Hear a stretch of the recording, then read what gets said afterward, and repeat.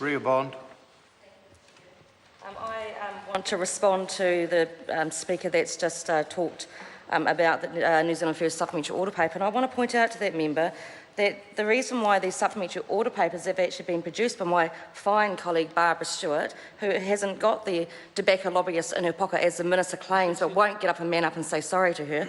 I want to address the fact that, as the bill says... Order.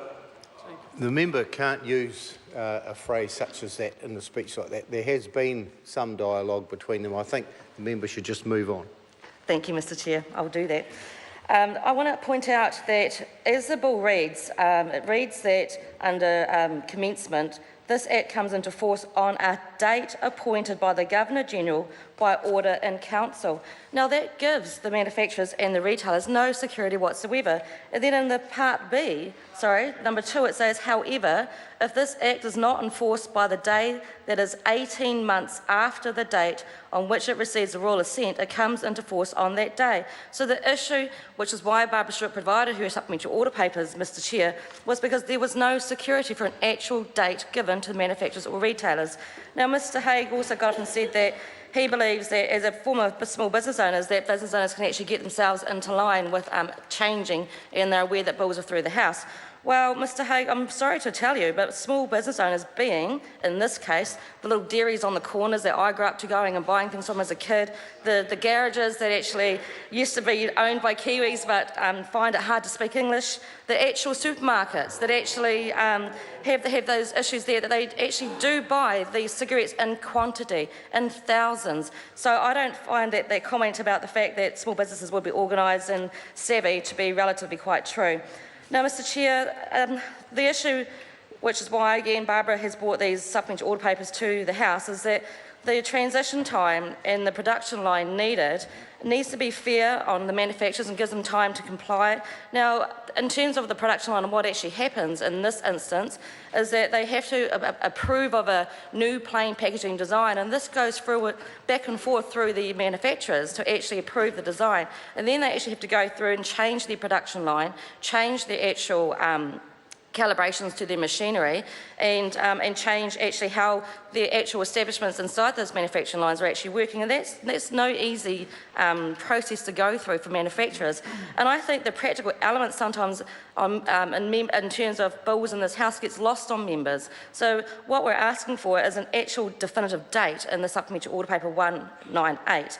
And I actually think too, Mr Chair, that we have set a precedent when New Zealand changed from text health warnings to actual graphic health warnings, and that actually gave manufacturers 12 months, a definitive date. That's all we're asking for. Give the manufacturers an actual definitive date, and then there wouldn't need to be a supplementary order paper put forward if this was the case. Now, I also want to further talk about the fact that the logistical and operational issues surrounding plain packaging for the manufacturers, it's been brought to our attention that the time frame, again, is actually what concerns them the most. So I do happen to think that the 12 weeks washout, as the Minister said earlier, is hardly good enough. And we've seen from the examples in Australia that actually this didn't work for them and caused massive problems. In fact, Mr Chair, the Australians had to backtrack when they realised actually what a mess they've actually made of this. And they did backtrack and they did provide a better time frame. So I want to also talk about the fact that the impact, again, on small businesses, Mr Chair. And I think that this bill, it does demonstrate a distinct lack of awareness of the commercial realities of being a small business owner.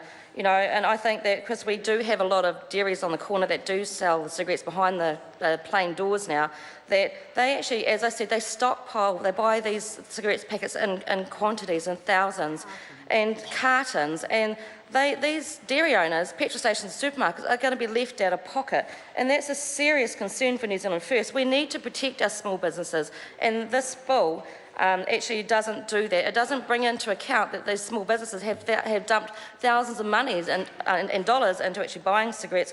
I want to refer to a media statement, or a media release if you like, Mr Chair, and it says in here that the move to to grab, or actually to not have any consideration of plain packaging and what the impact would be on smaller businesses, that because they weren't given a definitive date, they wanted to know, if anything, if retailers were going to receive compensation.